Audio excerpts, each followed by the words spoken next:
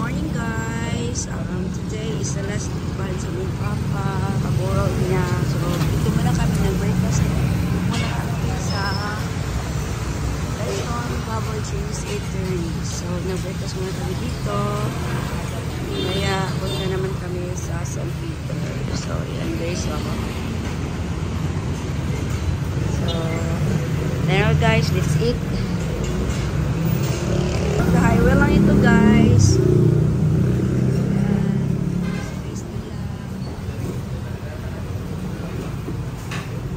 Ito lang.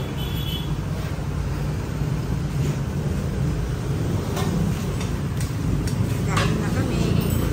Short na yung food namin guys. Say hi to my vlog food. Kain muna tayo. So, sa mga kumain guys. Bye-bye.